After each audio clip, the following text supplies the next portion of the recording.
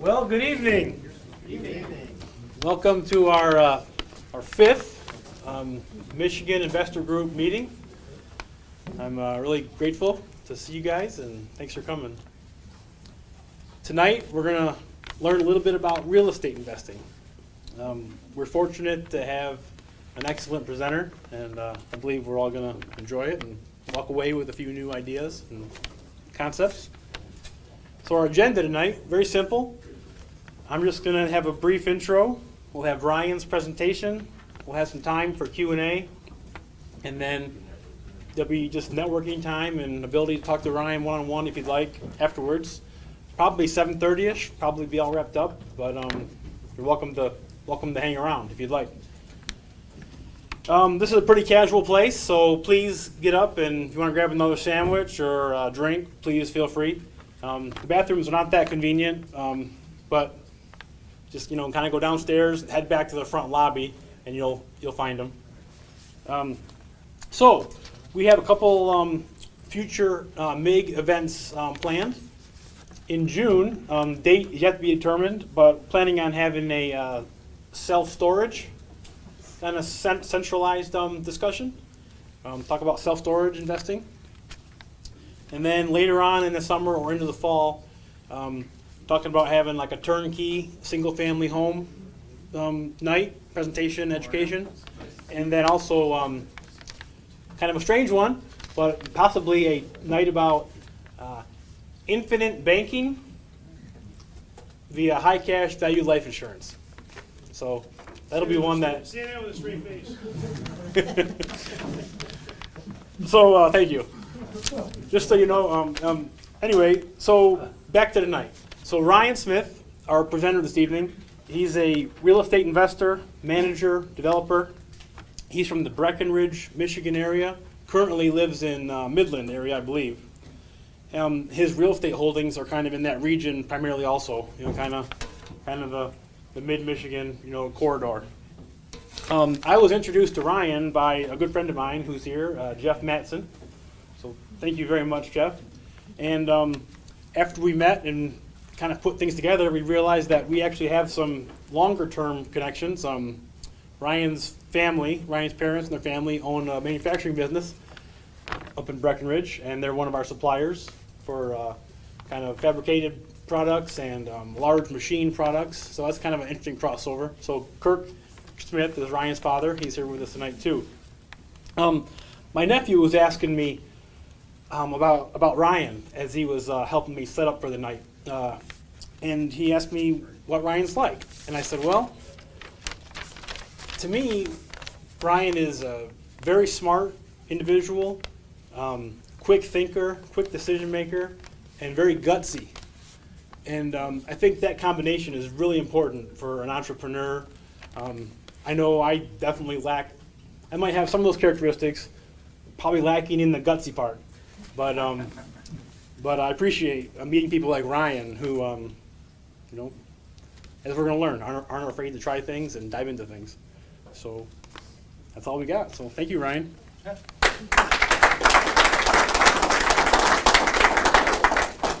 Like David said, my name is Ryan Smith, and we're going to talk about some real estate investing topics today. Just something real quick to get off. I'm not a CPA, I'm not an attorney, and I'm not a financial advisor. So what we're discussing today, don't take it as advice for any of that stuff. It's just education and concepts. So just get that out of the way first. A little bit about myself. I went to Alma College, which is a small private liberal arts school, straight up 127 here, about an hour and 45 minutes away. I majored in economics and business. I have 2 degrees from there. And then I also afterwards, I went to Central and got a master's degree in lean process manufacturing, which is basically 5S, Six Sigma, stuff like that. So for example, I'm the guy that has his closet organized by color so that I can efficiently find my clothes, that type of thing. So that's the type of guy I am. My work experience immediately after graduating college, I moved to Little Rock, Arkansas, and I sold insurance group health benefits. So for example, Orbit Form here has 75 to 100 employees. I was the guy that came in once a year to do your open enrollments and discuss your health insurance plans, your life insurance plans, your dental, long-term care, that type of stuff. After that, for a year and a half, I worked there, and then I moved back home and started working for my father and his manufacturing businesses. Like David said, my father owns a couple manufacturing businesses, and I worked for him, started on the shop floor, worked in the office, eventually kind of took over the accounting department. And along the way, on the side of doing that, we started investing in real estate. And then after about 3 to 4 years of doing the real estate on the side, it grew to a point where somebody needed to run it full time. So I left working for my father at his businesses and started handling our portfolio full time. In my investing background, we invest in just about everything. So we do single family houses, we do small multifamily like a duplex or a triplex. We do industrial buildings, so buildings like this in the industrial park. We'll do commercial buildings, we'll do medical buildings. We have mixed use in downtowns where you might have a brewery on the bottom and loft apartments up top. Just a wide range of different product types that we do. And I've been doing this for 11 or 12 years-ish, pretty much started in 07, 08 when the real estate market crashed. That's when we entered the market. We found that there were some opportunities at that time, and that's when we started to grow our portfolio. As I go along, if you have any questions, feel free to just ask them as we go, or you can pull me aside at the end. I don't mind you interrupting me. If I got a slide up and you want to talk about it, just let me know, or just shout it out. I don't mind that. I'm not going to be offended by that. I know that at these meetings David's had in the past, there's been other presenters talking about real estate, but David and I, after some conversations, realized that maybe some of the topics they were talking about were kind of high level, and so we thought maybe it'd be a good idea of somebody to get down into the minutia a little bit and dive deep into that. So for the people that are already investors or maybe business owners, some of the topics I might be discussing today might be, they might be boring to you, or you've already been through it, so just bear with me. I'm going to get kind of in the nuts and bolts of things. And for those of you that aren't familiar with this stuff, if I do talk about something that you don't understand, feel free to ask a question. I'd be happy to go further in detail on it. So full disclosure, all of my investments are in real estate. I don't have any stocks, bonds, mutual funds, anything. So I'm committed to this asset class. So just my prism and the way I look at things is through that lens. So just understand that. Except high cash Sure. value insurance. I do. David said, I do have a high cash value life insurance product that I recently purchased after discussing it with David. But that's more for my personal family situation. But it's true. So I do have something other than real estate. The reason that I choose to invest in real estate, there's a couple primary factors and then there's a couple ancillary factors. So first off, one of the most important things to me is that it's tangible. So this building we're in, we can touch it, we can feel it. It's made of steel and wood and metal, and those things have value in my opinion. Okay, a piece of a 2x4 has a certain value. You can put them all together, they're worth something. As opposed to, say, if I go and buy one share of Apple stock, I can't touch it, I can't feel it, it's just in my investment account. Back in the day you might get a stock certificate or something like that, but I think everything's electronic now. So you can see the difference between those two types of investments. Secondly, we buy all of our real estate for cash flow. So what I mean by that is it produces an income. So for example, if I own this building that Orbit Forms in, they might lease it from me and they're going to pay me rent, and it's producing income, and I'm going to pay the expenses on it, and then I'm going to pay the bank, and we're going to have hopefully something left over at the end of the day. As opposed to, say, I don't know, a stock might not pay a dividend, or it may pay a dividend, or it might appreciate or it might depreciate. So there's just a little bit of difference there. And second thing about cash flow, like I said, is we're buying rental property, so somebody else is paying for it. If I buy a single-family house and rent it for $600 a month, somebody else is paying for the asset. And that doesn't happen with other types of investments that you make. The other great thing about real estate is you can leverage it. So if I want to go buy a house and it costs $100, just bear with me, I know that's not a realistic thing, but I can go to the bank and ask them to borrow $80, and all I've got to come up with is $20 out of my pocket. So I can take my $20 and turn it into $100 by using leverage, by using someone else's money at the bank. It's very hard for you to invest in, again, the stock market. If I go to the bank and ask them for $100 to go buy Apple stock with it, probably not gonna lend me. Now there are some guys that are able to buy and trade stocks on spec, but for the average person like me, that's not a possibility. And then if you purchase it correctly and set it up correctly, it can produce you some nice tax benefits. So you're allowed to depreciate the asset. And again, I'm not a CPA, but if you buy a rental real estate asset and you work with your CPAs, there's some tax advantages to it. So those are the primary reasons why we choose to invest in real estate, or why I choose to invest in real estate. A second, or an ancillary factor, is I believe that there's constant demand for it. So for example, everybody needs a place to live, okay? You might not be able to rent it for what you think, but you lower the rent, eventually low enough, somebody will rent it. So there's always, in my opinion, constant demand. Same thing for retail or commercial real estate.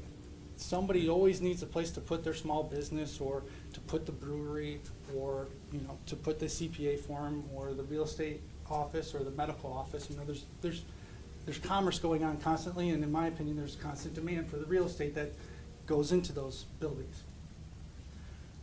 Real estate also affords us the opportunity to do some value add to it. So for example, I can go and I can buy a 1,200 square foot 2-bedroom house, but if I rearrange the walls in the rooms and turn it into a 3-bedroom house, I've now increased the value of it. So there's very few other assets or investments that you can make, and that you can change it and increase the value with a small amount of effort. Now, like I said, we only buy real estate for cash flow, but on occasion, real estate prices do go up, and it makes the value of the property more. So that's called appreciation. So if you buy a house in a suburb for $100,000, and 2 years later all the houses are selling for $210,000, you've just made appreciation gain. Now, we don't buy for appreciation. I think it's too speculative to do that, but it does on occasion happen. And the inverse of that is like in 2008, where the market crashes and your house is now worth less than you paid for it. So again, we're not buying to do that, but it does happen. Another secondary factor is control. So when we buy a single-family house and rent it out, I get to choose who rents it. I get to choose who maintains it, who mows the yard, who services the furnace, all of those types of things. If I buy Apple stock, I have no control over what they do there and how they run their business. I don't get any say in the day-to-day activities. On a piece of property, since I'm owning it and managing it, I get the say-so on what happens. So it's all on me. That's good and bad. But in my opinion, it's good because at least I have the control on it. And then lastly, in my opinion, I don't think there's a lot of barriers to entry into investing in real estate, but the perception to the general public is that there are. A lot of people think that you need to have a lot of cash to do it, or the prices are high, because they don't understand that you can use leverage and those types of things. So in my opinion, there aren't that many barriers to entry. Just about anybody could do it, but to my competition or to the general public, they perceive it that way. So next I'm going to go into this is the minutia I was telling you about. We're going to get into some terminology and some real estate investment metrics. So if you have a question, just raise your hand. Just for real quick, a little bit further on, could you share a little bit about the case studies and things we're going to get into after we learn a little bit about? Yeah. I think that So might there's be a some of the reason why color. I'm going over these metrics and these terminology is because there's some examples at the end of the presentation that I'm gonna give, that David asked me to give, that show you some real life examples of things that we've done. And so I need to give you some of the metrics in how they're calculated so that you can understand the performance of the examples I give you later down the road. So that's a reason why we're talking about it. So gross scheduled income is just the amount of rent that's scheduled to come in on a property. So if I lease a single family home for $500, the gross scheduled income is $6,000 a year. That's that simple. Capitalization rate. Now this is the most important metric that I use when I'm evaluating a real estate investment or a deal. And all it is the ratio between the net income and the value of the property. And the value can either be the purchase price or what a third-party appraiser appraises the property at. So net income is just your revenues minus your expenses. That's your net income. Take that and divide it by what you pay for the property, and you get a percentage. So again, if I earn $10 on a property and it costs $100, you can do the math, and that's your cap rate. Cash on cash return is just the ratio between a property's cash flow and how much it costs to buy it. So how much I have to put down on my down payment. That's the cash on cash return. These are all just simple investing metrics. Most of you have probably heard them. They're not real estate specific. If you buy a piece of equipment for your business, it's oftentimes people analyze the same metrics. Debt service coverage ratio. This is just the ratio between the net income and what my debt obligations are. So again, my revenues minus my expenses gives me something to pay back the bank with. And so if I don't have enough money to pay the bank back after my expenses, I have a negative debt coverage ratio, which means I can't meet my debt obligation. So that's not a good investment. It's negative. If it's even, if I have $500 left over and I have to pay my mortgage is $500, that's break even. That's a 1.0 ratio. Again, that's not probably the best investment because if something goes wrong, you have no buffer. You're just breaking even. Lastly, anything over 1 is extra money after you've paid your debt service. So oftentimes when we go to the bank and we're leveraging our products, our investments, they want, say, 125% debt coverage ratio, which all that means is I need to be able to pay the bank and have another 25% left over for contingencies or problems. For you people that own your home, the bank did the same thing when they were determining if you were qualified for your mortgage. They looked at how much money you're making from your W-2 job, took away your expenses, your groceries, your medical care, that type of stuff, and they look at it as a ratio, and they use a very similar debt coverage service ratio for your personal home. So that's a way to think about it. Is that a ratio you use, Brian? Yes, so yeah, I at least want 120% when I do something. So I want at least a 20% barrier or buffer. The banks like at least 1.2 or 1.25. Anything above that, they're real happy with. Yep. So if it's break even, I'm probably not going to do, I'm not going to buy that house. Doesn't it depend on the term of the mortgage and the length of the payback? Yeah, so, your debt service can change if you mortgage a house for 10 years versus 20 years, the monthly payment is drastically different. So yeah, if you wanted to stretch your mortgage out for 20 or 30 years, then yes, your debt coverage ratio would change. Typically what we're trying to do is put things on anywhere from 10 years to 20 years. So a mix of, paying something off in 10 years, 15 or 20. We don't usually go past 20. Loan to value is just the ratio between what it's worth and how much debt I owe on it. So if a house is worth $100 and I borrowed $80 from the bank, my debt, I have a loan to value of 20%, which means that's my equity. It's just another word for equity, is loan to value. Gross rent multiplier is just the ratio between a property's value and the gross scheduled income that we were talking about first. And I have this presentation, so you don't have to write down all of them. We can email it out to you later. You can just listen. You don't have to worry about it. I'm happy to share it with you later if you need it. And then some lease terms. So a gross lease is you rent from me and I cover your utilities and your taxes and your insurance and everything. You just write me or you just pay me one simple payment and I cover all the expenses. A single net lease is you pay me rent and you pay your own utilities and I cover all the other expenses. A double net lease is you pay your rent, you pay your utilities, and you pay your insurance, and I cover all of the other expenses. And then lastly, a triple net lease is you pay your rent, your utilities, your insurance, and you pay the property taxes on the property, and we cover the rest of the expenses. So it's a negotiation, but those are typical common lease terms. And so commercial, you know, if I rent a house, it's a gross lease. They pay $500 and that's it. They pay their utilities. But if a building like this that I lease to David, they might cover all of those expenses. And so the rent, you know, the base rent will change based on the lease terms. So So Ryan, when you said you prefer triple net? just probably? depends. Depends. Yeah, it just depends. So for example, if I buy something that is not in my geographical area, which I mean, everything that we own right now is within 30 or 40 minutes of our office because I want my maintenance employees, because we self-manage everything. So if there's a leaky toilet or a furnace out, I want to be able to get there and service it in a reasonable amount of time and not have to pay my guy 2 hours to drive there to fix something for 5 minutes and drive back. A few years ago, maybe 5 or 6 years ago, we did an investment here in the Jackson area. We built a couple Dollar Generals. Those were all triple net leases. So the tenant was responsible for any maintenance problems. They had to mow their own lawn and plow their own snow and change their own light bulbs.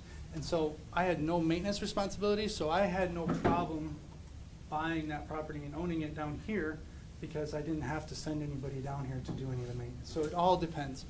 But yes, but again, a lot of people want a triple net lease because there's no maintenance, it's not, you just collect rent and that's about it. So those become more valuable in the marketplace, so the prices get elevated for those. So your returns on things like that get compressed. So when David and I were discussing about what we'd talk about today, he wanted me to get in detail about what are the steps involved in buying a piece of real estate, and then after you buy it, how do you manage it? What are those steps? So I'm going to go in some detail about how I analyze projects.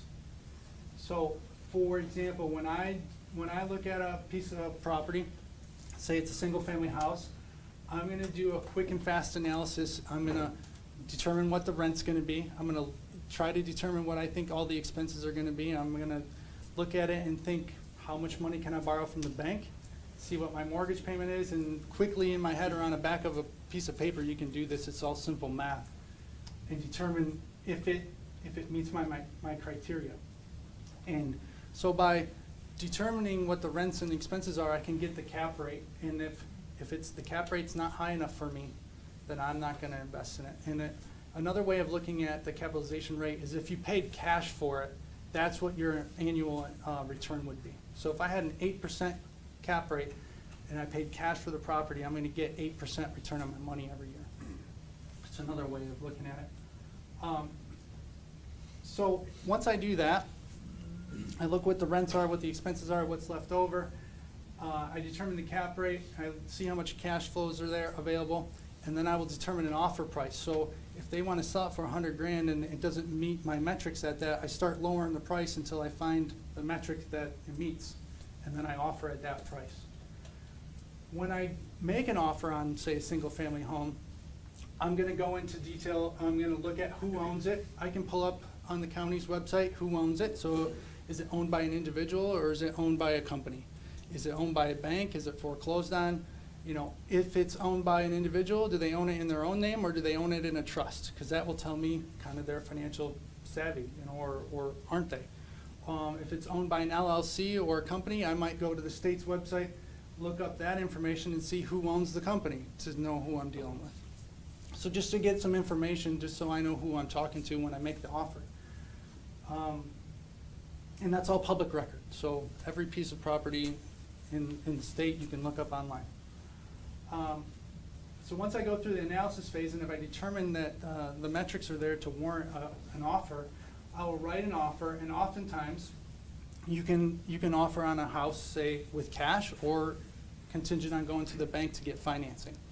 And so when you're a seller, you can think to yourself, well, do I want to wait 60 or 90 days for this individual to go to the bank and get financing, or do I want to take maybe a little bit lesser of a price but get my cash in 2 weeks?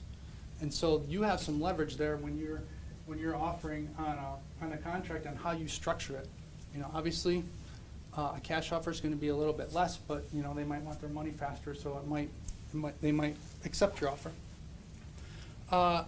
Second is you can write in any contingencies you want into your contract. So if I'm buying a single-family house, I'm going to go walk through it, and I'm going to look at it and determine if the roof's falling down or if I need to have it inspected. If I'm buying a medical office building with 6 tenants, I might put in contingencies that I can look at the leases, I can look at the tax returns of the seller, I can look at the tax returns of the tenants, I can do some forensic due diligence, I can, you can put in just about any contingency you want.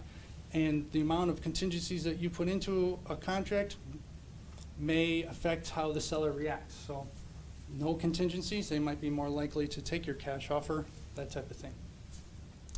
And then lastly, you can put some leverage on the seller if you were trying to buy a house on a discount using a cash offer and tell them, hey, I'll buy this from you, and you can have your money in 2 weeks. You put a deadline, you have to get back to me by tomorrow night. So you put some leverage on them, and it's possible for you to get a better contract or a better price using some of these, methods. Right? Yeah. Okay. Most of the residential, do you buy just as is, where is sort of thing? Do you do much?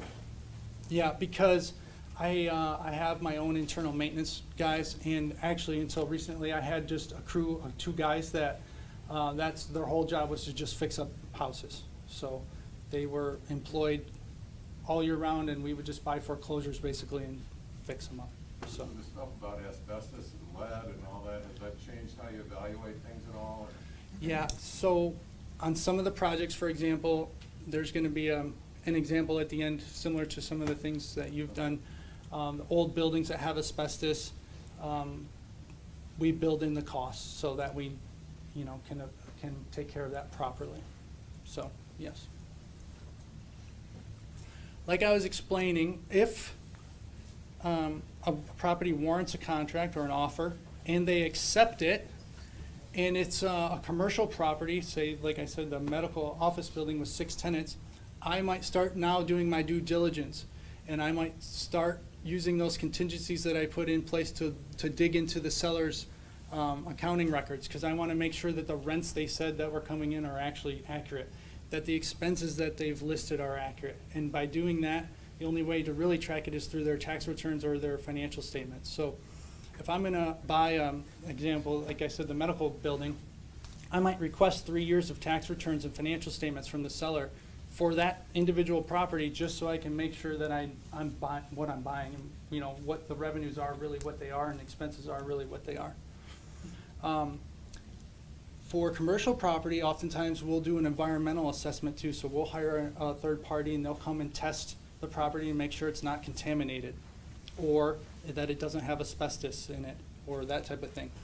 And if it does come back that there are, that doesn't mean that we won't buy it, but at least we know what's going on ahead of time, so we don't get surprised later. And then there's some things that we can do legally to abate those problems, those contamination problems. So in an industrial park, you're likely to find something somewhere, over the years. Again, and then in the due diligence, we're going to visit the properties. We're going to look for deferred maintenance. Are the roofs replaced? Or, are the furnaces being serviced? All these types of things. Is there any expenses that we think that might pop up as soon as we buy it? And then we're going to review the leases and all that type of stuff. So the due diligence is just an opportunity for us to really get into the nuts and bolts of the property to make sure we know what we're buying. After that's been done and it passes all the checklists, then what I'll do is I'll go out and I'll most likely create a new company. And so what I'll do is I'll file a new LLC with the state, and I'll go to the federal government and get a tax ID number. I'll get an operating agreement in place. It might not be executed, but it's there, ready to go when I need it. I'll go to the bank and get a checking account set up.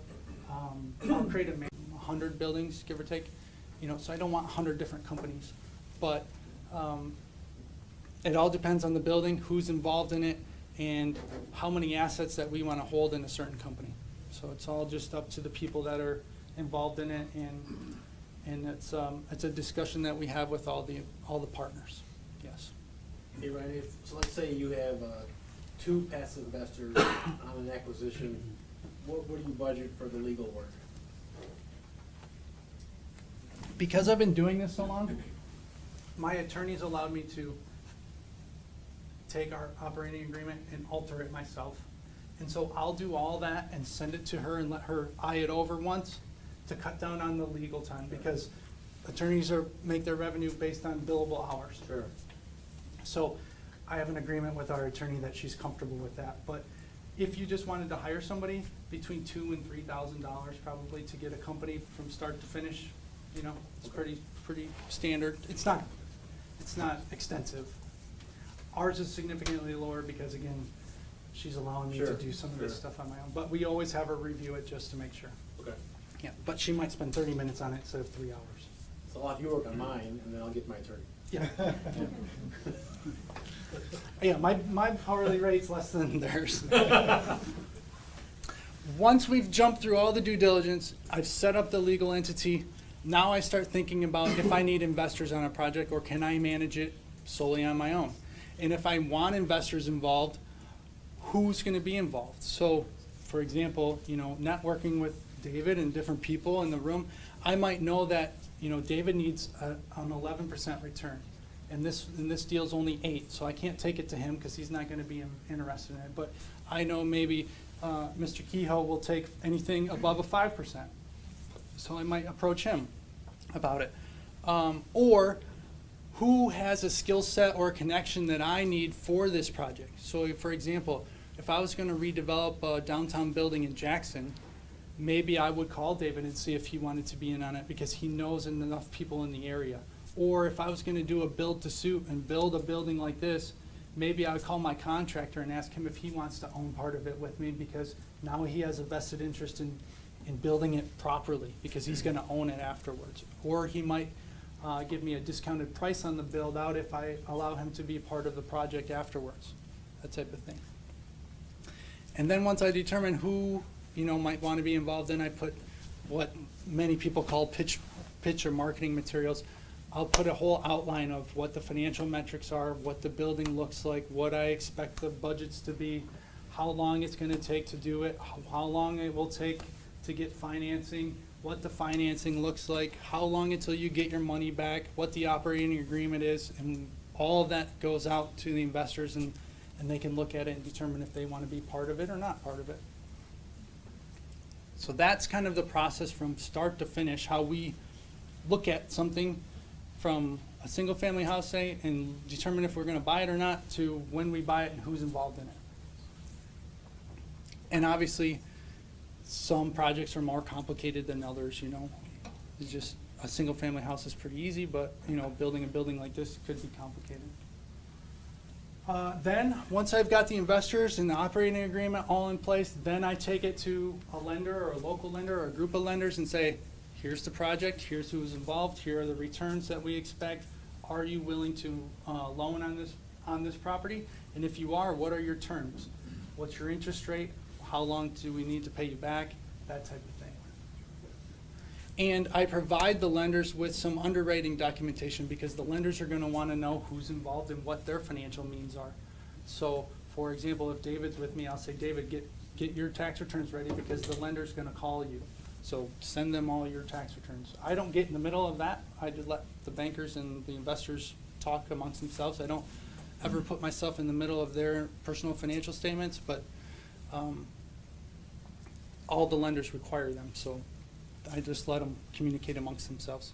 If they're over a certain percent of the deal. Probably. Yeah.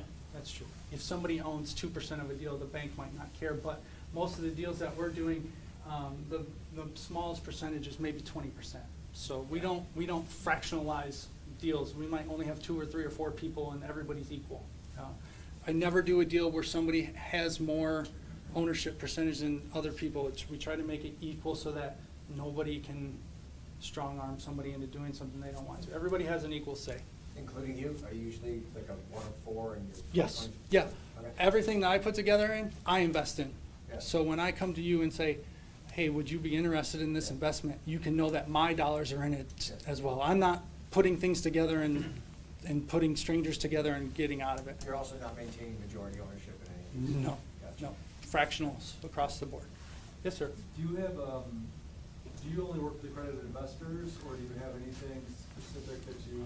No, do for- because- you all run the family, or how do you work that? No, because, for example, like Mr. Zook, who was the first presenter, he solicits investments differently than I do. So I don't fall under the regulations of the SEC, so I don't have to have an accredited investor or not. The way we set our operating agreements is everybody's an owner in the company.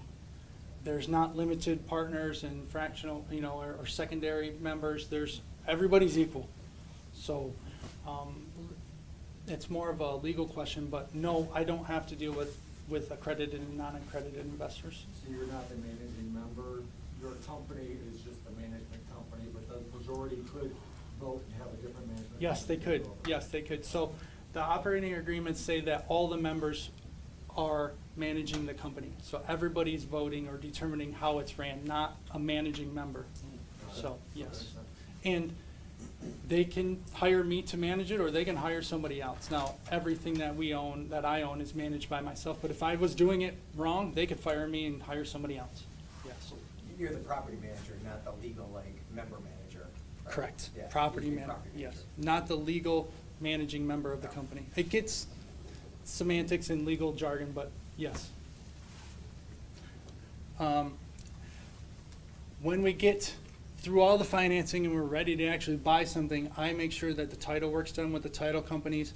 I make sure the mortgage documents are in place. I go through everything with the lenders. I make sure that everything gets recorded at the county courthouse properly. I make sure that the seller provides me with a deed and all this legal documentation is done properly. And I also make sure that the investors, if I have any, have brought their funds to the company and that they're available so that we can put our down payments down with our bank and all of that stuff. So it's a lot of legwork to get everything put together and get everybody involved, but at the end of the day, that's what I'm doing to get these deals to come to fruition. So the investors don't have to deal with any of that type of stuff when I do take one. Yeah. All your lenders are in place? Yeah, so I have, because I've been doing this 10 or 12 years, I have a group of maybe 3 to 5 lenders that lend on all of my properties. They're all local lenders. We don't do big national banks like Comerica or Fifth Third. They're all local. They're institutions, not private. Yeah, yeah. So that's kind of nuts and bolts, start to finish. Go ahead. How do you structure your deal fees, because you're doing all this legwork? Yep, the next slide, I'll go over that. Ryan, I would say 2 things are here. One is included in Ryan's investment is his broker, because he's a licensed broker. Right. And so that goes in as part of his contribution towards the purchase. I'm a licensed real estate broker in the state of Michigan, so, one, I earn money. If we go buy a building, I earn a commission because I'm a real estate agent and I get a commission on it. And then also I do structure a fee to the investors when a deal comes to fruition, which I can talk about right here. So, how many deals or opportunities do I need to look at in order to bring one from start to finish?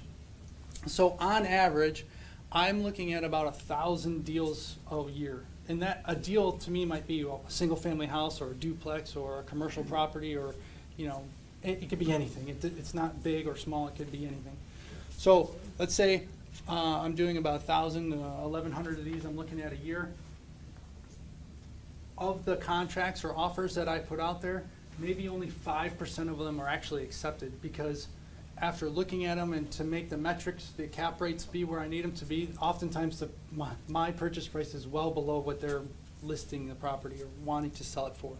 So, you know, I'm only gonna pay what I can afford to pay that meets my metrics. So I get a lot of no's, is basically what that comes down to.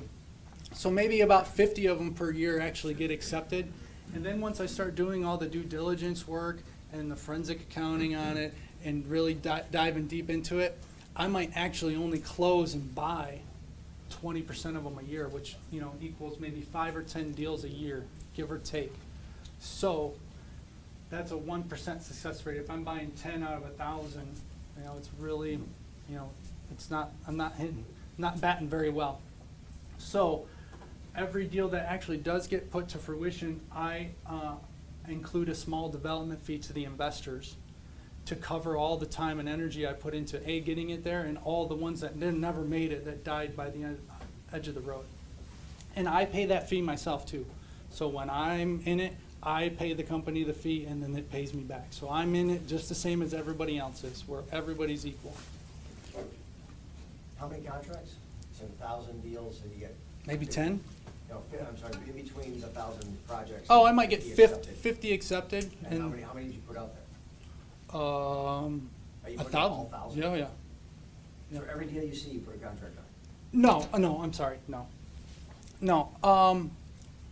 How many meet my metrics, you're asking me? Yeah.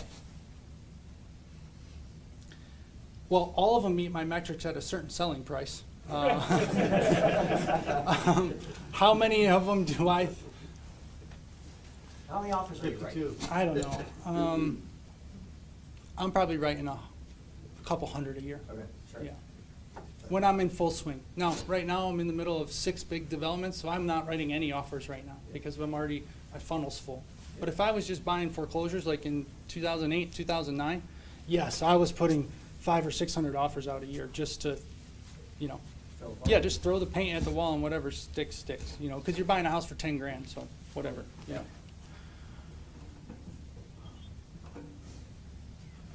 So, okay, now we own it. We've jumped through all those hoops, you know, we've got the financing in place, the investors are there, now we own it. How do we manage it to make sure that it actually performs the way that I predicted to the investors that it is gonna perform? How do I make sure that the rents are, you know, paid, that the cash flow comes in? And over the years, we just developed some systems, just like any business. We just run this like a systematized business, and because of my foray or background in lean processing, you know, because I'm kind of a nerdy like that, I kind of like systems, so we can use them to our benefit to manage this a lot easier. A lot of people don't want to own a rental house because they think they're dealing with termites, toilets, and bad tenants, you know, so we systematize the process to make that as easy as possible. So what does that mean? Well, it means, you know, our marketing, once we put a listing on our website that a house is for rent, it goes to like 500 different websites. It goes to realtor.com and Trulia and apartments, and it just gets mass. So with one click, we can mass send it out there. How do we track people that call or are interested? We have a CRM system, which is just customer relationship management software. So we just put it all in the computer, and it helps us separate who might be interested in a 2-bedroom or a 3-bedroom or a 1-bedroom, that type of thing. Our accounting systems are quite intricate, but I can run an income statement or a pro forma on an individual property, or I can run group properties together and run them in aggregate. I can run one on our entire portfolio, so if a company that we started owns 3 houses, I can put all that information together and easily look at it and discern what's happening. It took us a while to get there, but now that we're there, it's operating quite efficiently. And then maintenance systems. How do we handle the work orders? You know, how do we, when the tenant calls and says the sink's leaking, how do we process that and get it to the maintenance man so that it gets taken care of in a timely manner? So we have computer systems for this, work order systems. All of our properties are on preventative maintenance schedules, so quarterly, my HVAC guys go into every property we own, and he's servicing the air conditioning unit and the heating units and that type of thing.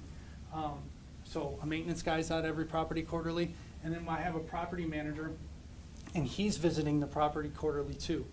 So within every 4 to 6 weeks, a tenant's seeing somebody from our company.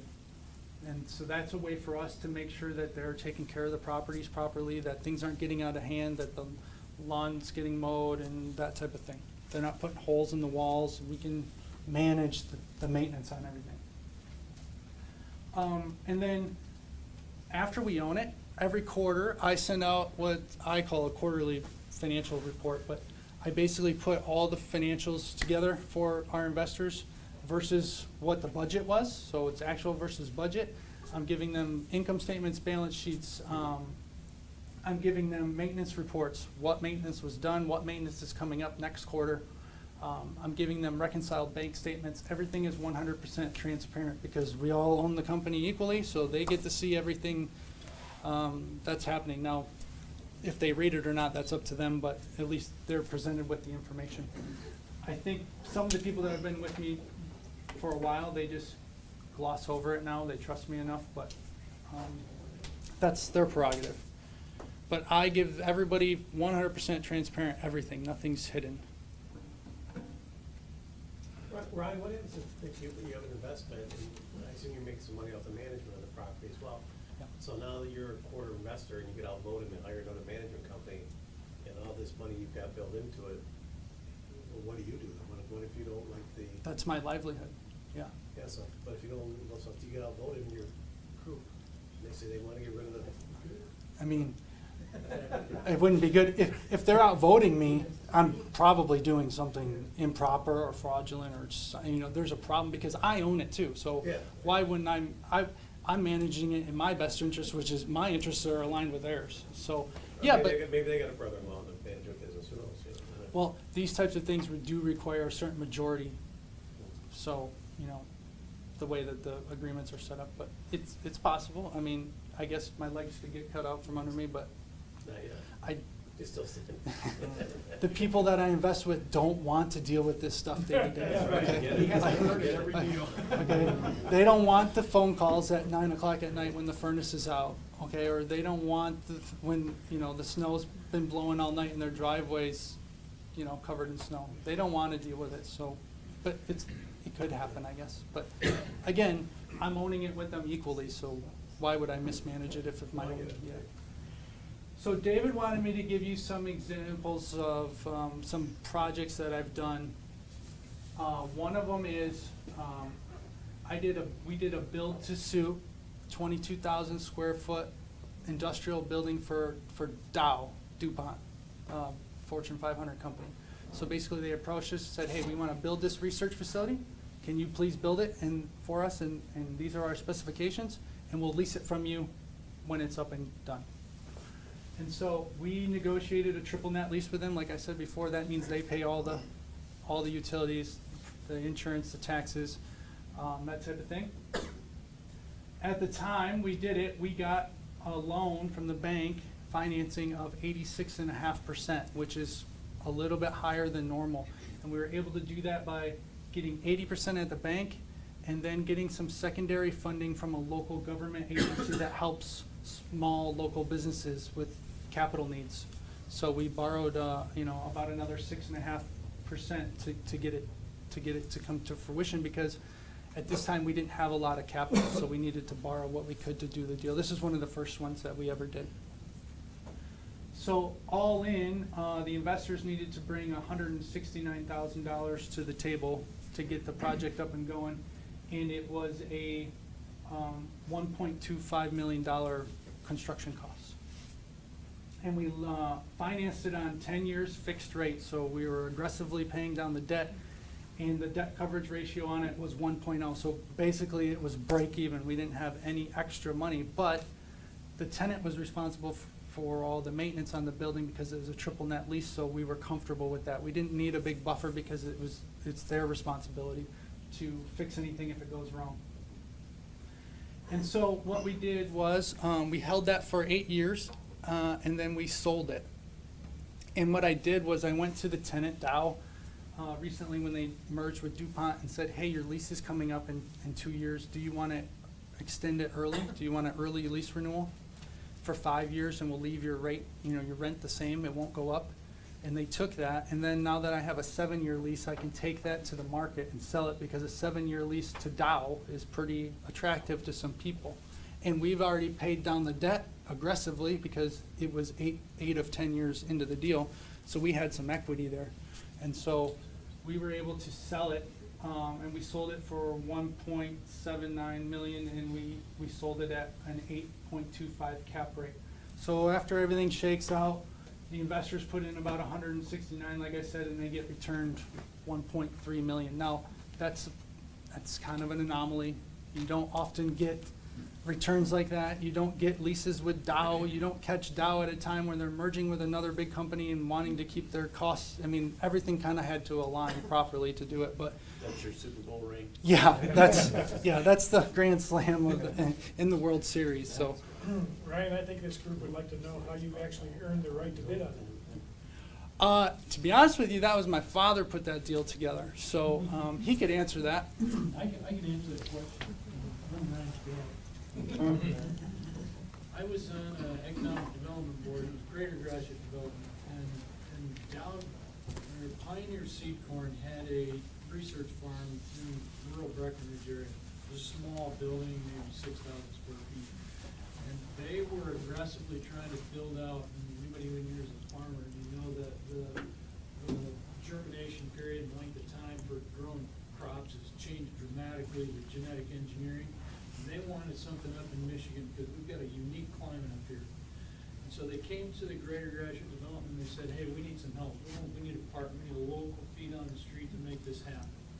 And so I started to work with them, and basically they told me what they wanted. They wanted to move in 9 months start to finish. They had a very specific time, and they wanted things done in a particular order. And this was 2009, 10.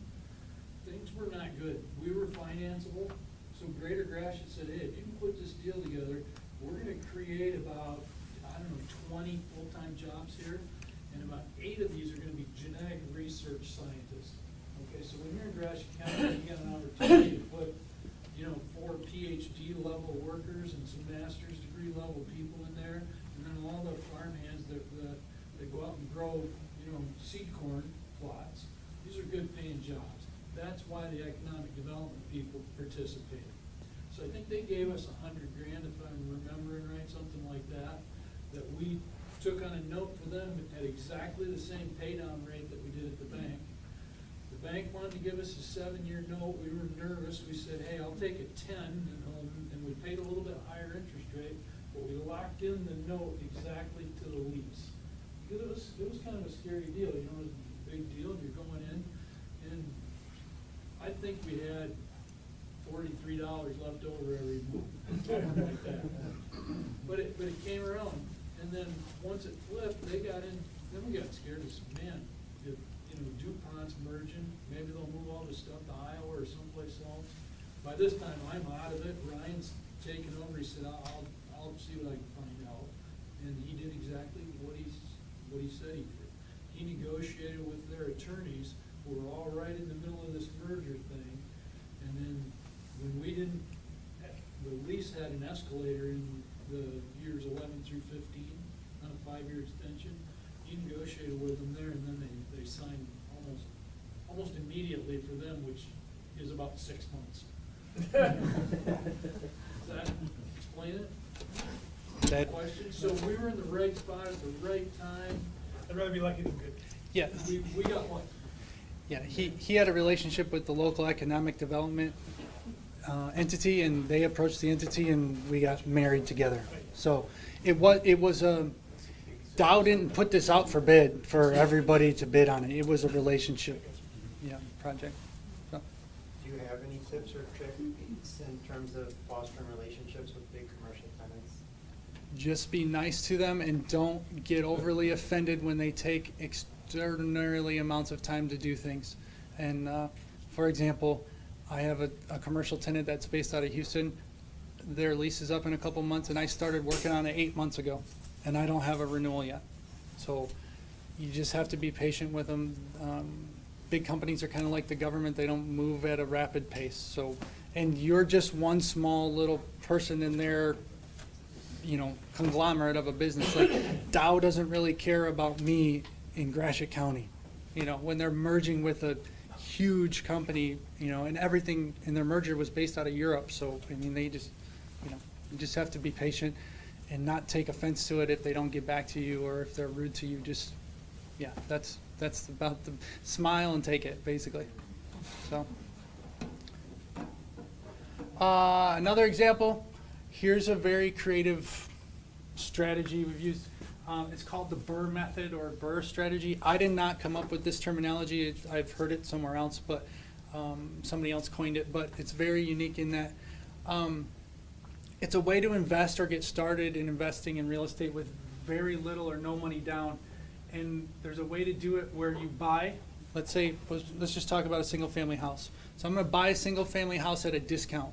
Either the seller's in trouble and they need to get out of it, it's a foreclosure, the bank owns it, I go to the property tax sale at the county every year, whatever. I'm going to buy it at a discount. I might buy a property for $5,000.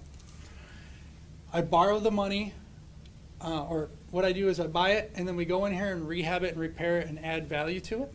So we fix it up and make it really nice, and so that we can lease it out. We rent it out when it's done, and then we go refinance it at its new higher value because it's nice and new. The bank is more likely to, give you a better value on it and loan more money on it. And then we just repeat that process over and over. And oftentimes, if you do it properly, you might be able to own a property with little or no money down because of the value that it's worth at the end of it. Or you can use other people's money. And for what I mean by that is, and I've done this before, is I approach an investor and say, hey, I got this house, I can buy it for $10,000. It's going to take 70 to fix it up, so I'm going to have 80 into it when it's all done.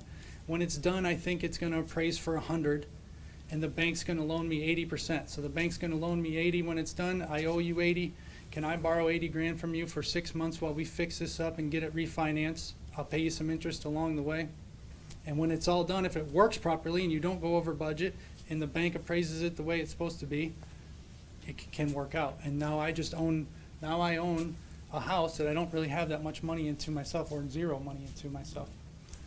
There's risk in that if it doesn't appraise properly or you go over budget, you might have to come up with some money out of your own pocket. So you need to be prepared for that. An example of this, about a year and a half ago, I bought 2 duplexes. So that'd be 4 total units from the trust department at a bank. So an elderly couple had passed away. Their assets are managed by the trust department at the bank. The kids don't want it, so the bank is has to dispose of the assets. So I was able to buy 4 units for $160,000, and the renovations needed to fix them up were $180,000. So all in, it's $340,000. So I approached an investor and said, hey, sir, I need to borrow $340,000 from you. I will give you a mortgage. You're just like the bank. You get a first position mortgage. I will pay you interest along the way for the use of your money. And at the end of it, I'm going to refinance it, probably with the same bank that I bought it from, and give you your money back. And so I was able to do that and fix it all up and get it leased out. And it appraised for $360,000. So instantly, I have about 5 or 6% equity in the project with none of my own capital in there. But it could easily go the other way too. So like I said, you have to be very diligent about your costs and what it's going to appraise for when it's all said and done. The metrics of that, when everything's settled, it was a 9% capitalization rate, which is basically just a 9% return on my money. My debt coverage is 1.36, so it's over the buffer that the bank wants. My cash-on-cash return is quite high because I have very little cash invested in it. And so there's some return metrics down there versus what like the S&P's been for the last 5 years. But Did you have tenants in there, or when did you get tenants? so I bought it and there were tenants in there. We removed them so that we can renovate. One of the tenants wanted to stay, and I was comfortable with her staying. So we renovated one side of the building. She lived in it during it. She moved to the new unit, and then we renovated hers, and she's still there. So she's been there, and she had been there for 6 years before that. So she's probably gonna live there her whole life, maybe, I don't know. But, yes, but, And then you put everybody else in after renovation? yes, because I want to screen the people, I want to pick my tenants, I want to control who's living there, especially when I'm putting in that amount of money into a property. I don't like to absorb other people's bad tenants, you know, especially residential tenants. Yes, David? Ryan, what did you think it was gonna be worth after repair? I thought it would be in the 350 range. So real close to that, where it shook out at. Just, this was in Midland, so the values are a little bit higher than where I live. I knew what the rents were gonna be because I'd done my research.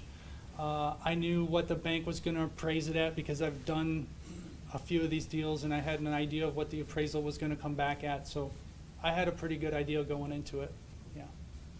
So Ryan, you say that you didn't have your own money in it, but you did have some risk in it, didn't you? I had a lot of risk in it because if, Personal guarantee. yes, I personally guarantee the note to the investor, for one thing, and then they get a mortgage on the property. And then the other thing is, if the bank comes back and says it's only worth 300 grand, I gotta come up with 60 to pay, or 40 to pay my guy back. So I do set money aside in case there's a problem with these things if it doesn't work out financially. I'm not just willy-nilly doing this stuff, but it's a way to do it or get started without having a bunch of capital, without having, you know, your own. You can use other people's if you do it properly. So, but yes, it is risky. I mean, it's not standard. And was private lender one of your partners in other deals, or how did you find private He lender at was, 360? he was just a private lender, but since that time has become an investor. So he used this as a way, I believe, to see if I'm good to my word, if I'm gonna, A, take the money and do what I said I was gonna do with it, pay him back when I said I was, and follow through with everything, you know. And he did that a couple times. He lent me money on projects a couple times before becoming an investor. Yeah. How does that interest rate on something like that compare to what you get with? So that's a great question. Why would somebody loan me money to do this, right? I'm gonna pay them between 6 and 8% a year for the use of their money for 6 or 8 months. Whereas if they're a wealthy individual or somebody with means, they might be earning 1 or 2% in the bank on a savings account or a bond or something. The risk to them is very minimal because I'm giving them a mortgage. So if I default and don't follow through, they at least own the property. Now, they might get something that's halfway remodeled and, you know, they might have to take it over. They don't want to do that. And then I'm also personally going to guarantee it. So if the company that I'm using goes bankrupt or something, I still owe that person, so. So you get a higher loan to value on something like that, but you're probably gonna pay 2 or 3 point. Higher, yeah. Points higher. But the way I look at it is, I'm not really paying 8% because I'm gonna do this, this took me 6 months. So I pay 8% annualized return, but for 6 months, it's only 4%. And so to borrow 300 grand for 4% is worth it, in my opinion. This is, David wanted me to throw some pictures in here of what that duplex looked like when I was done. I didn't take any before photos, but it didn't look like this. So when I went in, we did new roof, new windows, new siding, new HVAC, new electrical, new flooring, new paint, all new kitchens, all new appliances. Basically, we gut them and put them back. The reason I do that is because I want my maintenance costs down low going forward, and I want them to appraise high when they're done. So I'll put the money in on the front end to keep my maintenance costs down over the long haul. And it attracts a different type of tenant. You know, when you have a nice property and you manage it, you're gonna get a type of person. And I don't lease spaces that I wouldn't personally live in, or I wouldn't feel comfortable putting my grandmother in. That's kind of how we run things. Yeah. What kind of due diligence do you perform and criteria do you have for new tenants? So residential tenants go through an extensive screening application process. We do a credit check similar to what a bank or a lender would do for them if they were getting a car loan or a home loan. So I get their full credit report, full credit score. I can see all of their existing debt, if they're making their credit card payments, how much they're paying every month, if they've had any late payments, that type of thing. And then we do a state and federal background check with the state of Michigan, so we can see if they have any criminal records or anything of that nature. We also call their employer to make sure that they do work where they say they work. We get a pay stub or a W-2 to confirm that. We talk to their supervisor to make sure that, you know, it's not just, hey, my uncle says I work here type of deal. You know, we do all this. We call their past landlords and see how they were or why they're moving. Did they pay their rent? Did they stick you with a utility bill? That type of thing. So it's quite extensive. In the 10 or 12 years I've been doing this, I've had 3 evictions, which is quite low. And those came to fruition because I was lenient on the standards on the front end, because I emotionally, they tugged at my heartstrings a little bit, and I gave somebody a little bit more leeway than I probably should have. So it's, every problem I've had has been because I've allowed it to happen, basically, in that sense. So you can see from the pictures, we fix everything up nice, stainless steel appliances, new cabinets, we do solid surface countertops, that type of thing. Nice flooring, all of that. I know it's kind of hard to tell up there, but everything's new. Here's one that didn't go exactly the way I thought it would, and there's a reason. You know, I want to be fully transparent with you. These things don't always work out. I bought a house for 20 grand, a single family house. We had 70 grand into renovating it, so we're in for 90. All the funds were borrowed from a private lender like I was describing earlier. I thought it would appraise for about 100 when it was done, and the bank came back and told me it's only worth 83,000. So I'm a little short. I got to come up with the rest because the bank's only going to loan me 80% of that 83,000. The reason it came up short is because the bank appraises the house differently than I value it. I evaluate it as it's a commercial investment. They say the highest and best use of it is a single family home. So whatever the other houses in the neighborhood selling for, that's what the value is. And that's just part of the deal. So sometimes they don't shake out the way you need to. So I instantly off the bat had negative equity because the bank says it's worth 83 and I've got 90 into it. Now, do I think it's worth 83? No, I think it's worth probably 90, but it's just what paper-wise it shows as. And the reason I wanted to give this example is I can show you one that didn't work out, and I wanted to use the example of how banks value or appraise properties, commercial versus residential. You're right. Yeah.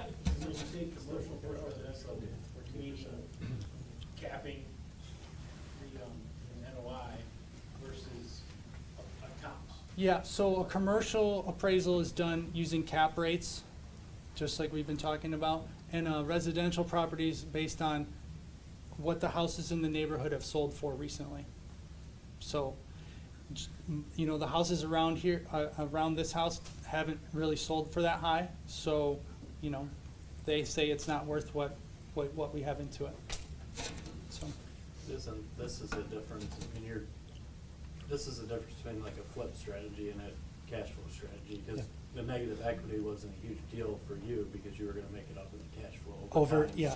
I plan to hold these for my entire lifetime or 20, 30 years, you know. Yeah. So when I'm buying something, again, that's why we're fixing it up the way we are. So yes, because the bank says I'm negative, doesn't really, in my mind, I'm not too worried about that, so. Do you have general cap rate targets for different asset classes? Mhm, yep. Can you share what those are? Yeah, back in 08 or 07 when things were crashing, we wouldn't do a deal unless it was a 10% or better. So if we didn't think we could make 10% return on that, we wouldn't do it. Now, because things have changed, the economy's different, maybe 8.5 or 9. The other difference is, back when I started, I didn't put in any management fees into the calculations, and I didn't value the time that it took me to find them. So I was basically working for free for the first 5 or 6 years. So when you build in a management fee now, you know, an 8.5 cap or a 9 cap now is like a 10 then, because the expenses are different. But yes, so we're trying to get eight or higher. Not everything shakes out that way, but we try to. Yeah. This is that house I was just telling you about that I have negative equity in. So that's what it looked like when we started, and that's what it looked like when we were done. Again, we just gut them and redo them all. Yeah, David. So the bank said 83,000, what was your monthly rent? $875. So you want to talk about the 1% rule? Go ahead. No, go ahead. Just, I mean, a lot of investors use this thing called the 1% rule, and they say, there's a real rough and dirty assessment. If I can buy this place for $100,000 and my rent is over $1,000 a month, keep looking. It doesn't say buy it, it just means keep looking. Yeah, so it's a real quick and dirty way to determine if something's worth even investigating further, is if you can't at least make, if the rent's not at least 1% of the value, you might as well not spend your time analyzing it. Especially in Michigan where we don't have a lot of appreciation. Yeah, If you're in market depreciation, you can go below. the prices in our area where we live, the good thing is they didn't crash dramatically when things happened, but they haven't appreciated dramatically either. A ranch house in where I grew up is the same price as it was probably 25 or 30 years ago. It's, you know, $100,000 house is $100,000 house. It doesn't change. You know, there's not new houses being built. The supply is the same. It's very stagnant, as opposed to California or Florida where things appreciate and crash quite quickly.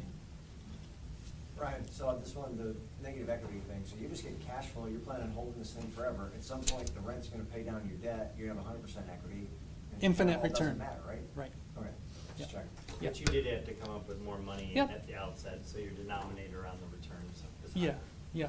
So I wanted to use an example of things can go sideways, and I wanted to talk about what a commercial appraisal is versus a residential appraisal, but yeah. But I'm not worried about the $7,500 or whatever they said, you know. It's just what the bank's appraiser said it was. This is what it looked like when we bought it. It hadn't been lived in. It was grandma's house that, you know, hadn't been touched since the 70s. And that's what it looked like when we were done. At the beginning of all this, I said that there's opportunities to add value to a property. And so one way I'm doing right now is we lease to Michigan Works, which is an entity that helps people get job placement. And because it's quote unquote kind of like a government lease, we cover all of the utilities and all the costs on it. It's a gross lease. They just want to write one check and be done with it because of their budgets and things. So I cover the utilities. So I've been looking for ways to reduce, you know, expenses so that we can have higher net income on the property. And one way to do that I found is to put in solar power on our property. So we are in the process of doing a solar power project right now. It costs $165,000. We went through the USDA and applied for a grant, which we're going to get for doing the solar power, of $32,000.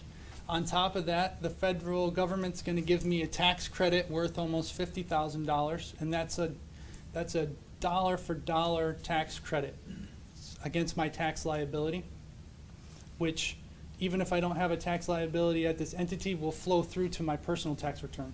So it comes to me. On top of that, this is a really good one because it also has some tax advantages. On top of the credit, I'm allowed to depreciate the entire thing in the first year due to the tax laws. So the IRS tax laws, I get to take 100% depreciation year one. Yeah. Go back to the 49,500, where does that number come from? It's a credit, I get that. It's a percentage credit that the government calculates based on the Percent of project. your investment? Percentage of the project cost. Just the solar. Just the solar, plus some labor, and they have a way of calculating it, yeah. Around 30%. Around 30%, yes. Very close to 30%. Yes, Chip? You're welcome. Yeah. Taxpayer money at work. Yeah. I got a jump in here, just. Sorry. I'm a libertarian myself. And when Luke was here, he made a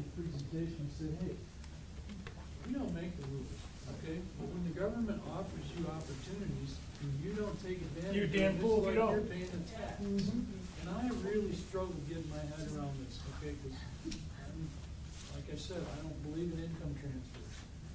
And I believe that this is one of those, that somebody else is paying utilities, but, it's a big but. It's standing right there, and somebody's gonna do it, and it might as well be us. So, that's my defense, however probable, whatever it's worth. You got a guilty conscience here? Some days I think, I have a conscience.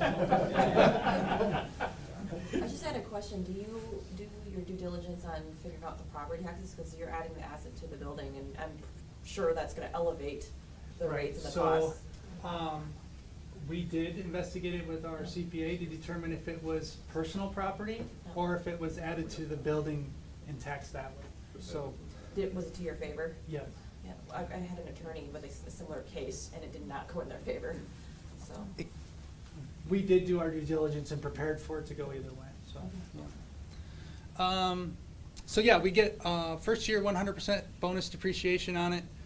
And so when you net all that out, we're basically investing about $56,000 for a $165,000 project. And on top of that, we get utility savings on the building, and I get a rate lock with Consumers Energy. So I get to know what my energy costs are gonna be for a fixed amount of time. So even if they start charging more for the electricity, I'm locked in for a certain amount of years. And it's gonna reduce our utility expenses by about 80%. So because the utilities come down, the net income on the property goes up, and now the property's worth more money on a capitalization rate, so. Man, that's awesome. I didn't set all this up. I've had a lot of help along the way from our solar investor or our solar vendor, and I'm learning about it. So I can't say it was all me, but it's working out quite well. Can you get a pitch to your solar provider? What's that? Can you get a pitch? Yeah, Harvest Energy Solutions, which is located right across the street here. David got me hooked up with them, so they're helping us do 2 projects this year, both on government buildings. Where's your municipality at? What municipality do you live in? That is in Mount Pleasant. And did you get verified that it doesn't affect your property tax value? Our CPA has worked on it, yeah. Yeah. We've built it into our metrics that it will go up. We've planned for the worst. Commercial building or Well, it's It's a commercial building, Oh, okay. yeah. Yeah.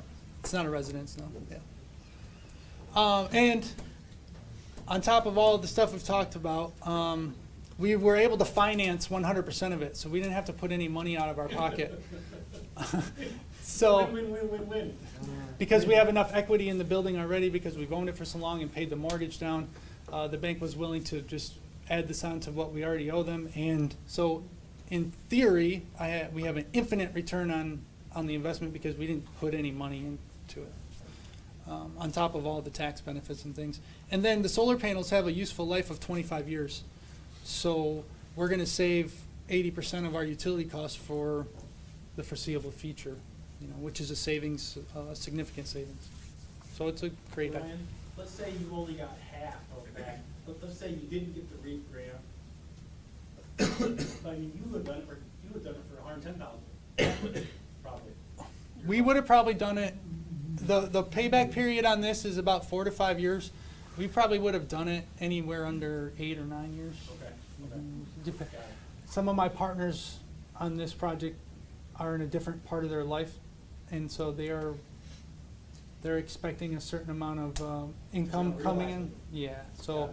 they don't want to extend out the distributions. Which makes the bonus depreciation even more valuable. Yes. Because they want to save the cash today. Yes. And they're willing to give up maybe some tax savings down the road. Yes. So is this out on some land next to your building? Yep, exactly, right next So door. Is there an opportunity cost that now you can't develop that land that you could have developed? I had like a 2 or 3 acre parcel here, and this is taking up maybe 100 by, it might be taking up, I don't know. It's not I mean, we can still build a building on it. Was that 50 kW? Yeah, 50? yeah. The transformer, yeah. It's the plate. Oops, sorry. One last real quick one. I know I've been talking for a while. another value add opportunity, using another grant. MEDC. Yeah. Got bed with the dead guys. Yeah, so what we did was we owned a downtown building that had 2 stories, think 1900s brick story buildings.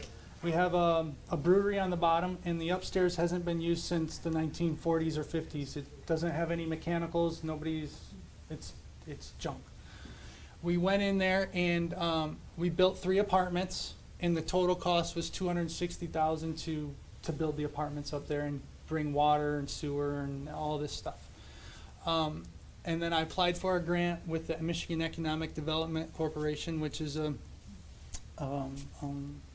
government entity sort of that helps do redevelopments. They gave me a grant of $109,000, which is not a loan. They just write a check when the thing's done for $109,000. So we put in $260,000. They gave me $190,000 at the end of it, and then the bank financed basically the gap. We put in $32,000 of our own money when it's all said and done, and then I was actually also on top of that able to go to the city and ask for what's called an OPRA, which is an Obsolete Property Rehabilitation Act. And what it does is it freezes the property taxes on the property for 12 years.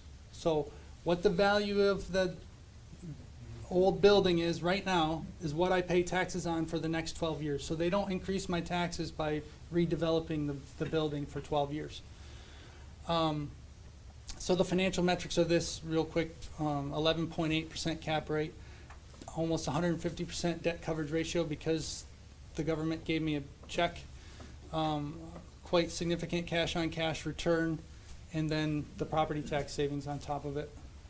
I didn't have any before pictures, but this is what they look like when we were done. So we exposed the brick walls and reseal them. We put in hardwood floors, floor to ceiling windows. These are 14 or 16 foot ceiling windows, exposed ductwork. We save any architectural features that we can, so stained glass windows are rehabbed and reinstalled.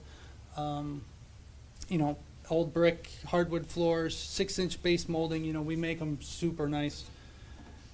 And there are that's the outside of the building, so we cleaned it up and all that. There are no stipulations on the grant on who rents it or what the rent is, so I can charge market rent from day one. So there's no real strings attached to that grant money. Did you consider rental rehab in that? What's that? A rental rehab program, 60,000 per unit?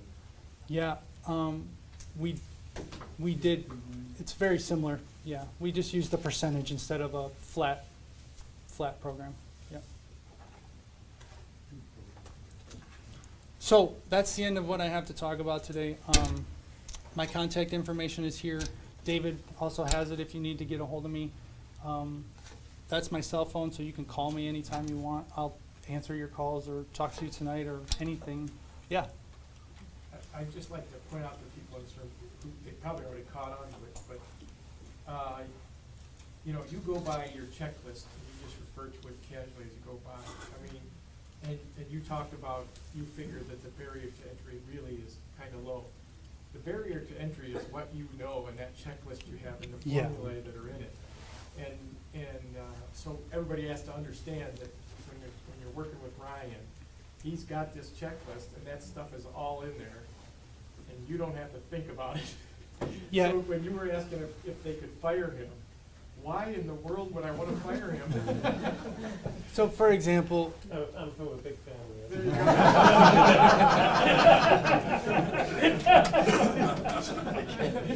yeah, the barriers to entry financially are small, but yet your knowledge base and the wherewithal to do these things might be more significant than I give credence to it.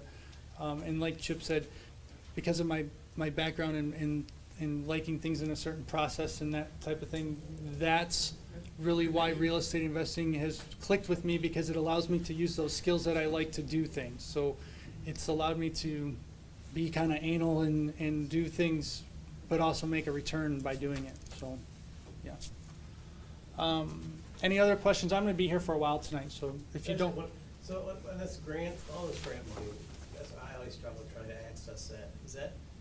Is that just through your CPA, your attorneys, your political buddies? I mean, how do you? Actually, the MEDC has a website, and you can Yeah, I go. know, yeah. but I can't get through the website. I mean. Okay, so every geographic location or area has a representative for the MEDC, and if you search on their website, you can get their email and their phone number, and you just call them and tell them what you're thinking, and they will jump all over it. They're very, very helpful. I mean, So their you- job you- is to you give do away it the money. yourself. That's part of your, you have time to go out and chase all those grants and find all that stuff. I mean, Oh, yeah. So right now, I'm doing 6 more of those buildings right now. Yeah, it's, yeah. You mentioned that you've got a handful of banks that you work with regularly. Does the same thing go with contractors? There's a lot of development you're doing. Yeah, same thing with contractors. I have a handful that I've used Yeah. before, that I feel comfortable with, that I know that are true to their word and not gonna, change things at the end, because especially with the grants, the prices can't change. Yeah. When they tell you that you get a check, you can't change it on them, so, yeah. Is that part of what keeps you in that same limited geography? Is that you want to be able to work with guys that can stay with you in that Well, space? like I said, we self-manage everything. Yes. Because I wanna control it. Yeah. So I can't go too far away because I'm gonna lose the control, and then I don't feel comfortable, for example, bringing investors on if I can't touch it and feel it and get there and solve a problem if I need to. So, Nice. yeah. Go ahead. When you look at some of these, do you ever have a shorter term holding period exit strategy plan in mind? Or are you a long-term holder? I fixed and flipped a couple houses back when the foreclosures were prevalent, just to gain some capital so that I could go and do a long-term hold. But no, when we say we're doing a project and we go to the investors, I tell them, plan on doing this for 20 years. So if you don't want to lock up your money for that long, this isn't for you. Yeah, I plan to at least, if my kids are interested in it, pass it along to them. So, that's my time horizon. Bill? Are you gonna get involved with opportunity zones, or is that outside of your sort of core business of the way you get investors and interact with investors, or maybe you haven't decided that? So some of the projects that we're working on right now are not in an opportunity zone, but they're adjacent to one. And so we're investigating the ability for us to take advantage of that by being in close proximity. For example, one building I'm doing, the road, I'm on the south side of the road. On the north side of the road is the opportunity zone. I mean, it's literally, I can spit on, across the street. So it's not one of our core things that I'm going out attracting people with, but if it's there, we might take advantage of it. Yeah. So you're not setting up a fund, you're No. not trying to go after that No. money? No. We have plans of maybe doing some projects in an opportunity zone, but nothing's, been done yet. Just all ideas. If that young man over there in the blue shirt found a sixplex in Grand Rapids, could he call you and say, hey, Ryan, you wanna look at this and do something together? Yeah, no, I would be happy to take a look at any deal, even if I'm not involved in it. So you've sent me things and I ran analysis on it and gave you my opinion on it. I look at it like I would if I was buying it, and, if you were interested in talking to me about something, then yes, but I will help you regardless. So if you have an idea or you wanna look at a house or a project and you've never done anything, just shoot me an email, I'll help you. Do you have other brokers and realtors you work with that also shoot, kind of a referral for you to look at prospect? Yeah, I do have my broker's license, but I don't do any work for anybody in the general public. So I'm not out listing people's houses or anything. I'm only. No, I mean, like, they would bring you the Oh, opportunity. yes. Oh, yeah, I Like a do. core- Yep, I deal with other brokers all the time. They send me things to look at, or they have an apartment building for sale and they send it, yes. Yep. Are you looking for investors? No, that's not why I'm here today, no. David just wanted me to come and give some examples and really get into the nuts and bolts of how these things are set up and done. But it wouldn't hurt to email you. No, it doesn't hurt to email me, but that wasn't my intention. That's not why I'm here today. To be honest with you, I wanted to use it as an opportunity to talk about something that I like, and it gives me some public speaking, opportunities to do that too, and practice, which isn't which is helpful. I have about 2 more minutes, and then we'll kind of break into more informal and, Derek? With regards to financing, how do you, is there a method or a logic that you use with regards to, the term of, looking at different, term sheets? It's a 10-year, or 15-year, 20-year, whatnot, what goes into that? What do you? I collect, so when I'm doing a project, I might ask the lender for 3 options, a 5-year, a 10-year, and a 20-year note, and the interest rates are all gonna be different. And then I just talk to my investors about it. What are we comfortable with? What rate do we wanna pay? How long do we wanna lock up the money? What do we think interest rates are gonna do in the future? I mean, I'm not good at predicting that, so I try to lock it up as long as I can. At least I know what it's gonna be and I can budget for it properly, but some people like shorter terms and play that risk. So you have 100 different properties, and they're kind of all over the map with regards to. Some are on 10-year, some are on 15, some are on 20, depends who's involved, how soon they're looking to get a distribution or their money returned to them. Things that I do on my own, I'm willing to stretch them out longer because I don't need it, that type of thing. All right, well, thanks a lot, Ryan.